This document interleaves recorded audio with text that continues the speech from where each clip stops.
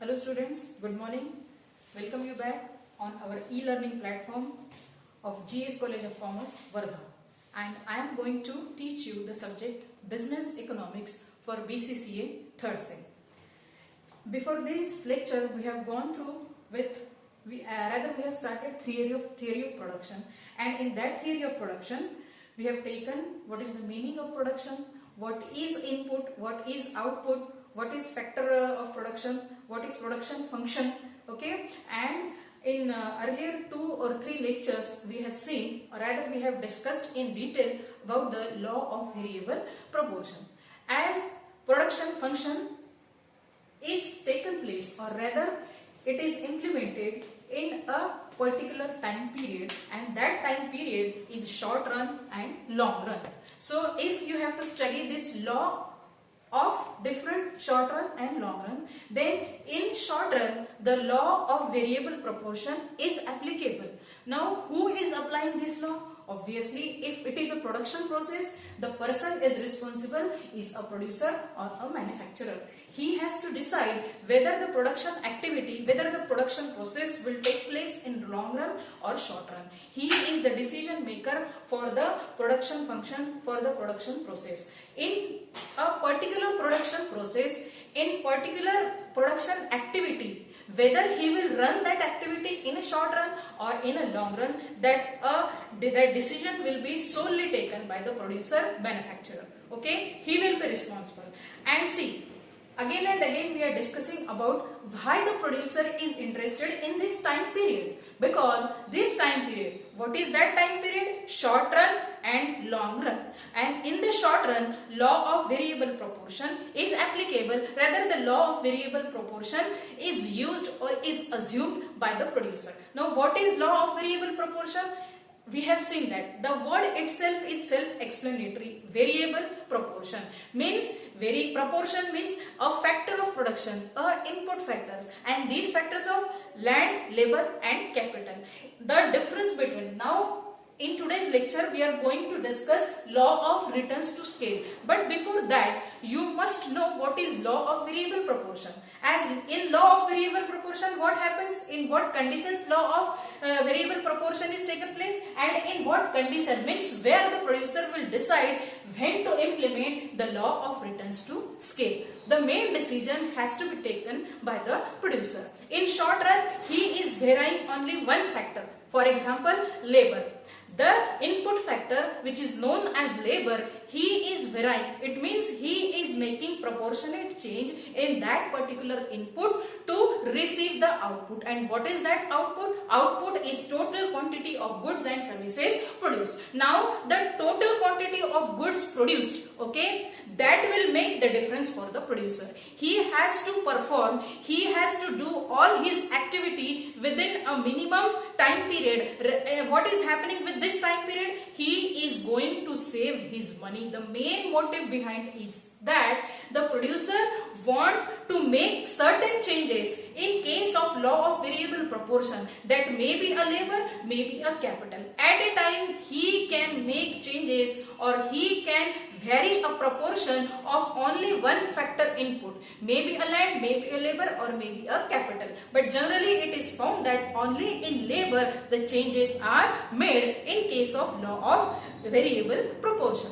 Whereas in case of law of returns to scale. Now what is law of returns to scale? What is the difference between law of variable proportion and law of returns to scale? That we are going to see today.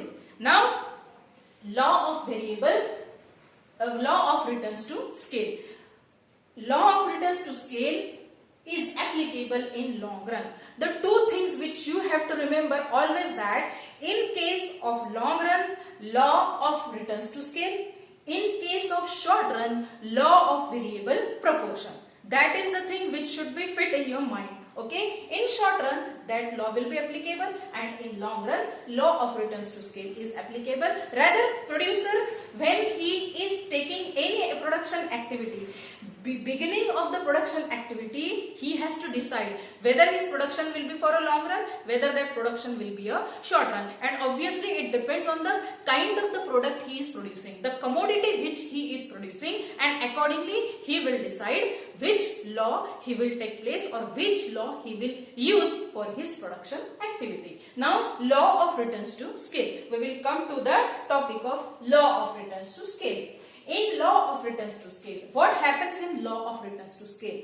In law of returns to scale, where all factors of production may change with factor input. The very first line itself shows that in case of law of variable proportion, only one factor of input, only one factor of production is changed, whereas in law of returns to scale, all the factors of production are changed, or rather producer may make changes in all factor inputs, that is in all input factors, that those are land, labor and capital. Means all input factors may be changed. This is the basic difference between these two laws. So, but mostly labor and capital inputs are changed in long run. But generally क्या होता है? In long run, two factors. Which two input factors? Labor and capital. They are changed, but those factors are changed. The homogeneous factors. The further we will come to the assumptions. In that it is said the changes should be proportionate. If he is making changes in labor input, for example, 2 labors are increased to affect the output, means to increase the production time, to save the production process, to save the production time. If he is making changes, he is increasing 2 number of labors. In that proportion, he has to make the changes in capital only. Okay, that is what is returns to scale. In long run, okay, as this law is applicable in only long run. So in long run, output can be increased. See, output can be increased, means the production volume can be increased by increasing or changing all factors of production. And these factors of production in this law is known as scale of production. Clear? So, in this law, all factors become variable. Okay, whereas in law of returns to scale, only one factor becomes variable. Only proportionate change can be made only in one input factor. But in law of variable proportion, all factors of production may be changed. All factors of production can be changed. So, in this law, all factors become variable to increase the scale of production. Okay, to save the production time, to complete the production activity, these changes are made by the producer. So, now here the statement of law. What this statement of law says, or what is mentioned in the law of returns to scale statement. So, statement of law.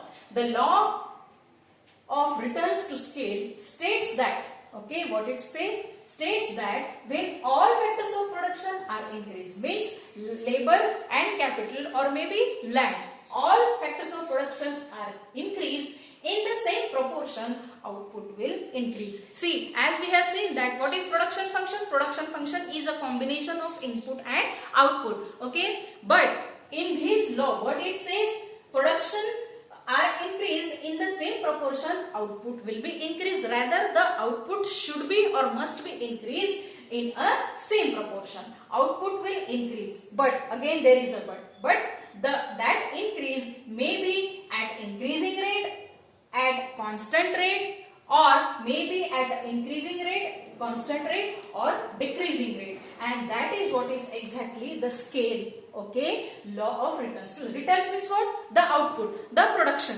and the production scale.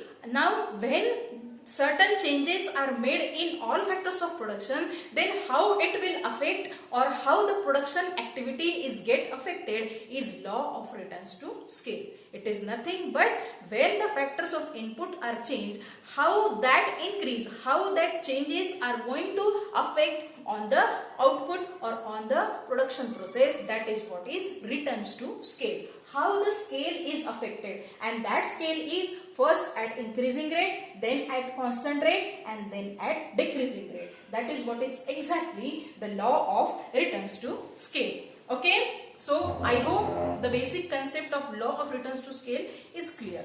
Now we will come on to the assumptions of law. As you know, before this you have seen or we have gone through with law of demand, law of supply, law of variable proportion. In every law you will find there are assumptions, and assumptions are the basic concepts. It is nothing else that, but it is assumed that, and on these assumptions this law is based. So law of returns to scale is based on certain assumptions. So what are these assumptions? Those we will see. First is applicable only in long run. Okay, when the production activity is taken by a producer for a long run, then only the law of returns to scale is applicable. So it is said applicable only in long run.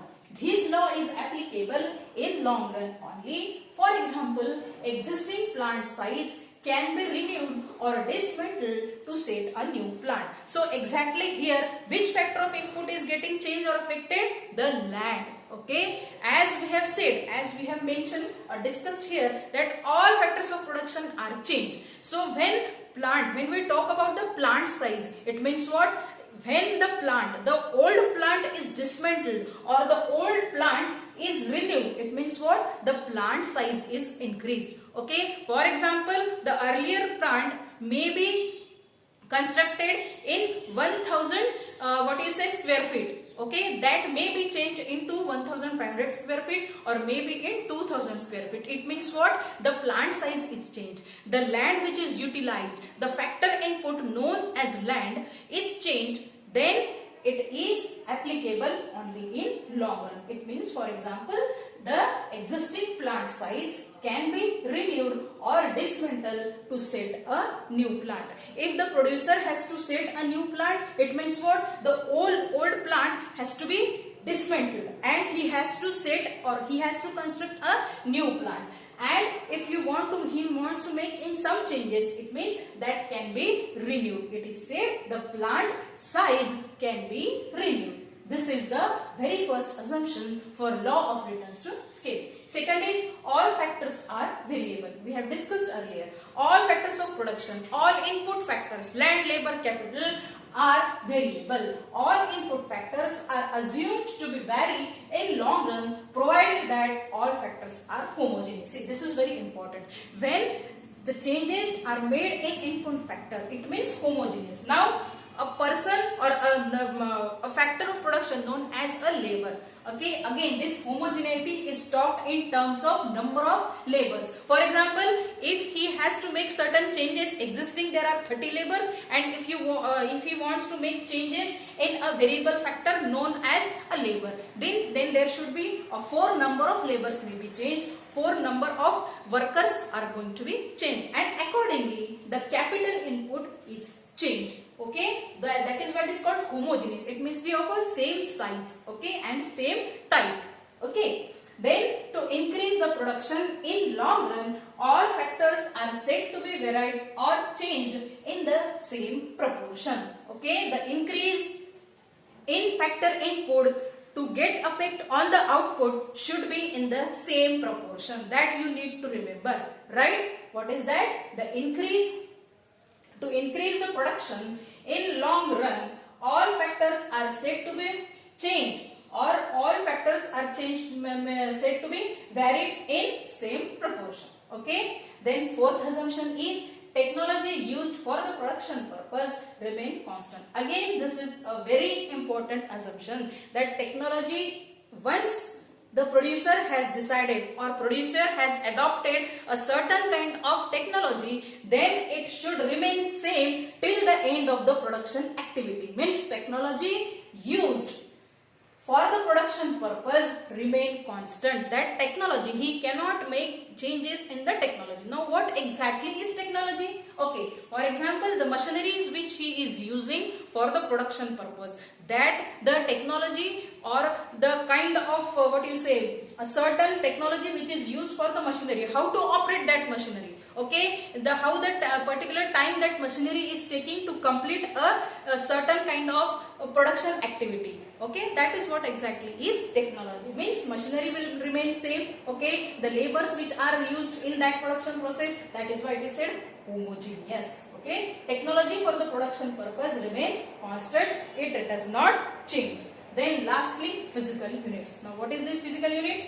Only physical units and factors of output are examined. Means input. Again, it is a combination of input and output. Okay, input means land, labor and capital. These are the factors of production, and these factors of production are also known as input. Okay, so only physical inputs and factors of output are examined. Profit is ignored. Means the producer, a manufacturer, he has to ignore the profit margin. He will not think about the returns of that particular production activity. It means what? Profit is ignored. The margin of profit, the amount of profit, how much profit the producer is going to earn, that is ignored in this law of returns to scale. So these are the assumptions, right? We have discussed. First, we have seen the meaning of law of returns to scale, concept of law of returns to scale. Then we have gone through with the statement of the law. Then we have seen the assumption